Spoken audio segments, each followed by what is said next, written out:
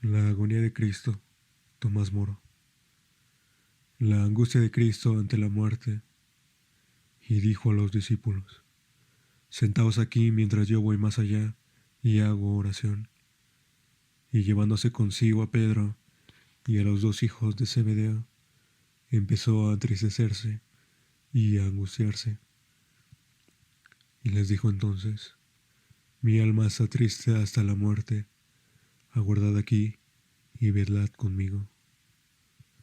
Después de mandar a los otros 8 apóstoles que se quedaran sentados en un lugar, él siguió más allá, llevando consigo a Pedro, a Juan y a su hermano Santiago, a los que siempre distinguió del resto por una mayor intimidad, aunque no hubiera tenido otro motivo para hacerlo. Así, nadie tendría razón para la envidia por causa de su bondad, pero tenía motivos para comportarse de esa manera, y los debía de tener presentes.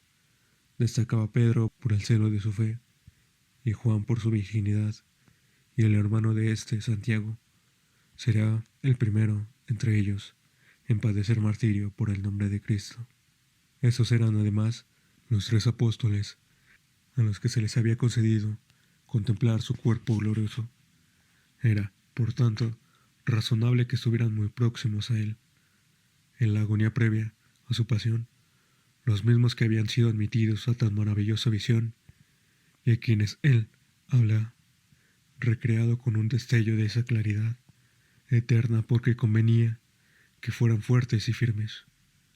Avanzó Cristo unos pasos y de repente sintió en su cuerpo un ataque tan amargo y agudo de tristeza y de dolor, de miedo y pesadumbre, que aunque estuvieran otros junto a él, le llevó a exclamar inmediatamente palabras que indican bien la angustia que oprimía su corazón. Triste está mi alma hasta la muerte. Una mula abrumadora de pesares empezó a ocupar el cuerpo bendito y joven del Salvador. Sentía que la prueba era ahora ya algo inminente y que estaba a punto de volcarse sobre él, el infiel y alevoso traidor. Las cuerdas y las cadenas, las calumnias, las blasfemias, las falsas acusaciones, las espinas y los golpes, los clavos y la cruz, las torturas horribles prolongadas durante horas. Sobre todo esto le abrumaba y le dolía el espanto de los discípulos, la perdición de los judíos, e incluso el fin desgraciado del hombre que perfidiamente le traicionaba. Añadía además el inefable dolor de su madre queridísima. Pesares y sufrimientos se revolvían como un torbellino tempestuoso en su corazón amabilísimo, y inundaban como las aguas del océano rompen sin piedad a través de los diques destrozados. Alguno podrá quizás asombrarse y se preguntará cómo es posible que nuestro Salvador Jesucristo, siendo verdaderamente Dios, igual a su Padre Todopoderoso, sintiera tristeza, dolor y pesadumbre. No hubiera podido padecer todo esto si, siendo como era Dios, lo hubiera sido de tal manera que no fuese al mismo tiempo hombre verdadero.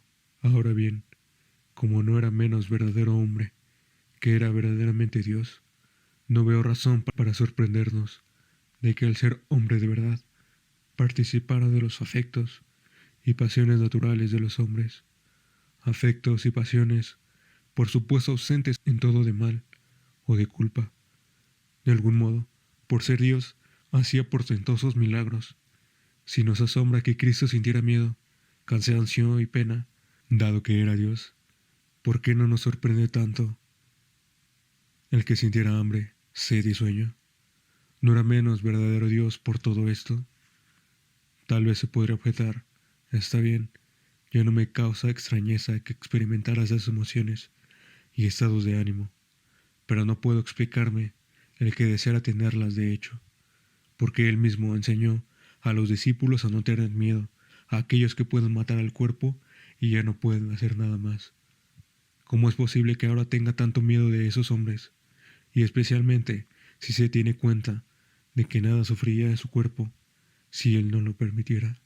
Consta, además, que sus mártires corrían hacia la muerte, prestos y alegres, mostrándose superiores a tiranos y torturadores, y casi insultándoles. Si esto fue así como los mártires de Cristo, ¿cómo no ha de parecer extraño que el mismo Cristo se llenara de terror y pavor, y se entristeciera a medida que se acercaba al sufrimiento? ¿No acaso es Cristo el primero y el modelo ejemplar de los mártires de todos? Ya que tanto le gustaba primero hacer y luego enseñar, hubiera sido más lógico haber asentado en esos momentos un buen ejemplo para que otros aprendieran de él a sufrir gustosos la muerte por causa de la verdad, y también para que los demás más tarde morían por la fe con duda y miedo no excusaran su cobardía, imaginando que siguen a Cristo, cuando en realidad su reluctancia puede descorazonar a otros que vean su temor y tristeza, rebajando así la gloria de su causa. Estos y otros que tales objeciones ponen no aciertan a ver todos los aspectos de la cuestión, ni se dan cuenta de lo que Cristo quería decir al prohibir a sus discípulos que tuvieran miedo a la muerte.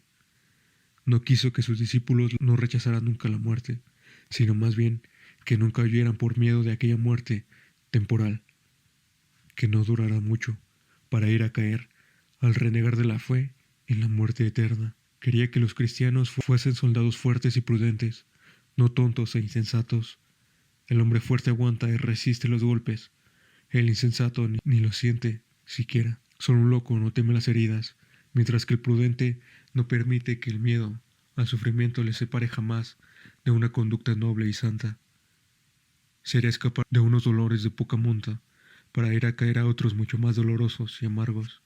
Cuando un médico se ve obligado a amputar un miembro o a cauterizar una parte del cuerpo, anima al enfermo a que soporte el dolor, pero nunca intenta persuadirle de que no sentirá ninguna angustia y miedo ante el dolor que el corte o la quemadura causen. Admite que será penoso, pero sabe bien que el dolor será superado por el gozo de recuperar la salud y evitar dolores más atroces. Aunque Cristo, nuestro Salvador, nos manda a tolerar la muerte, si no puede ser evitada, antes que separarnos de Él por miedo a la muerte, y esto ocurre cuando negamos públicamente de nuestra fe. Sin embargo, está tan lejos de mandarnos a hacer violencia a nuestra naturaleza, como sería el caso si no hubiéramos de temer en absoluto la muerte, que incluso nos deja la libertad de escapar, si es posible, del suplicio, siempre que esto no repercuta en daño de su causa. Si os persiguen en una ciudad, dice, huid a otra. Esa indulgencia y cauto consejo del prudente maestro fue seguido por los apóstoles y por casi todos los grandes mártires siglos posteriores. Es difícil encontrar uno que no usara este permiso en un momento u otro para salvar la vida y prolongarla, con gran provecho para sí y para otros muchos, hasta que se aproximara el tiempo oportuno, según la oculta providencia de Dios.